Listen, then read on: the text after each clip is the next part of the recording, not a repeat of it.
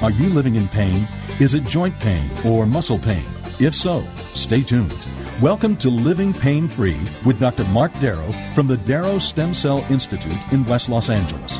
This is the program that can give you effective solutions for the pain you've been living with. Dr. Darrow is a medical doctor, board certified in physical medicine and rehabilitation. He teaches about the use of prolotherapy, PRP, and stem cells. Today's program could open up a new life without pain for you. Now, here's Dr. Darrow with his co-host, Dr. Nita Valens. Hi there, Dr. Darrow. Hello, Nita Valens. How are you today? I'm great. And yourself? What if I forgot? I'll remind you, you're living it up. I am living it up. I'm always living it up. It's a choice, right? That's right. It is a choice. All right. Especially these days. We have a lot of challenges in the world, and we want to stay positive. And we want to help our listeners get out of pain so they can be great and living it up.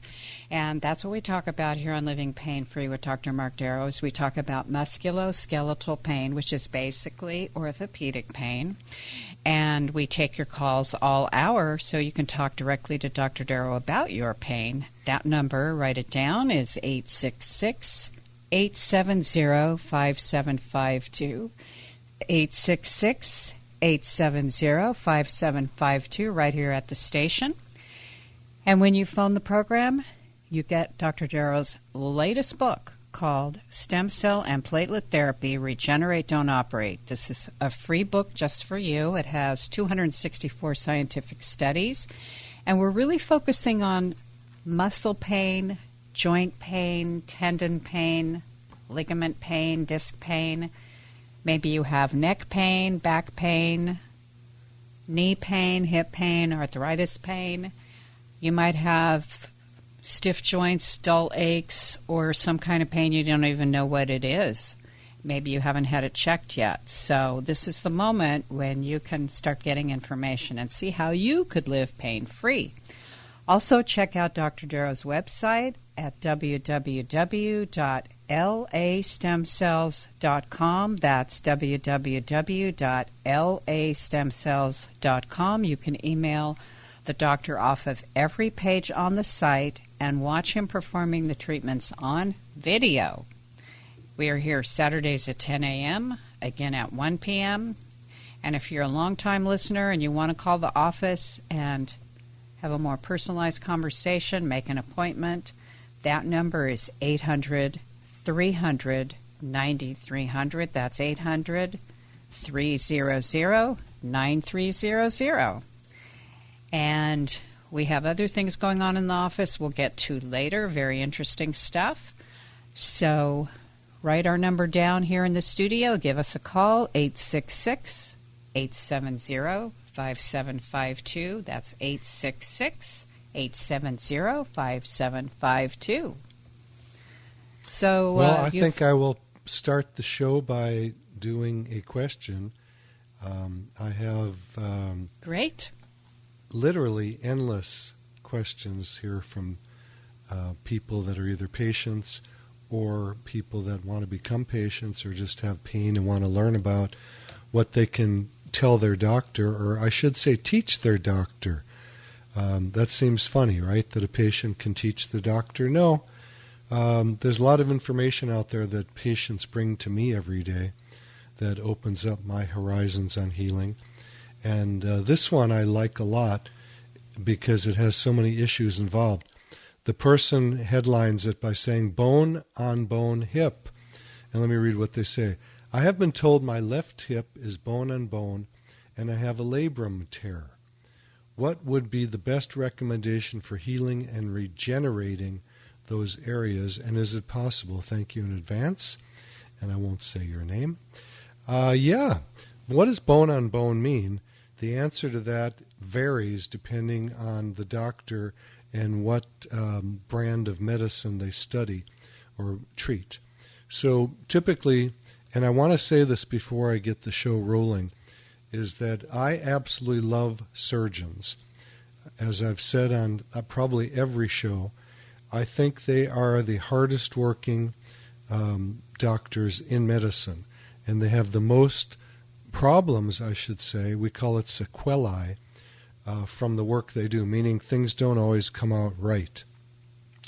And then they have to live with that. And even though they did a great job, it just didn't come out right. It's like a mechanic on a car, in a sense, not to belittle what surgeons do, because I'm not doing that. But it's like the idea of you can do a great job fixing a car, and then you get the car back and it didn't work right, or something else came out wrong. And that happens in surgery all the time. It happened to me when I was in med school. I was doing orthopedic surgery, and my boss, my professor, did a shoulder surgery on me. Just came out bad. I didn't dislike him for it. I just figured that is what I got into, and I had to sign a consent form saying it could happen. So I knew ahead of time that it's not 100% shot to healing. So what did I do? I learned about regenerative medicine, and I injected my own shoulder. And after literally a few years of misery after that surgery that went bad, I healed overnight. And I've been doing that on my body for the last 20-some years. When I tweak myself doing sports, I inject myself. And it's worked on me everywhere so far, both my shoulders, both my knees, my right wrist, both my elbows, because I can't reach to my back and my neck. I've had other doctors do that for me. So it's something that is maintenance, you might say. When you have someone like me that works out kind of hard and repetitively, I don't enjoy just doing sports a little bit. I like to do them to excess, as many of my patients do, and then we pay for it. But thank goodness we now have regenerative medicine, which is using your platelets from your blood or your stem cells, which we can do from bone marrow, and very easy procedures. And yes, I do inject myself, and I've done all parts of different people's bodies, from the head to the shoulders, neck, back, hips, elbows, fingers. We get a lot of finger arthritis or hand arthritis, and then on down, around the ribs. A lot of people have what's called tsetse syndrome, costochondritis. And that's typically very easy to heal with regenerative medicine. And it's so easy. You just walk into the office, you get your injections, and you walk out. You don't need to have someone drive you. You can drive yourself. And the side effects basically are getting stiff the next day. And it's kind of stiffness after a workout. It's nothing terrible. I often will inject myself during the day while I'm seeing patients and continue to see them. So very simple procedures, very low morbidity, meaning very low side effects, and certainly not the kind of problems we have after surgery. And I'm not saying surgery should never be done. There are cases you break a bone, you better go get to the surgeon and have that opened up and plated or screwed back together. But most of the surgeries that I see being done for orthopedics should not be done. People come out worse. Yes, they do. I'm sorry to say it. Don't get mad at me. If you're a surgeon listening to this, you know what I'm talking about. Because every day I get patients, new patients come in who have had what we call failed surgeries. That means the intention of the surgeon was great, and he did a great job, but it just didn't come out right. And I can help people often after a failed surgery. It's more difficult if they've had a joint replacement and had plastic or metal put in, because that's not biologic, and I cannot stimulate new tissue to grow in those areas. But oftentimes, and I do have, if we get to it, a failed hip and back surgery patient and a question about that. So number one, relating back to this patient that sent me an email, the bone-on-bone is not real in most cases. It could be, but I get patients with bone-on-bone every day, and after I examine them, I tell them it's not bone-on-bone. And they go, well, what do you mean? I've been to 3 orthopedic surgeons, and they all said it's bone-on-bone.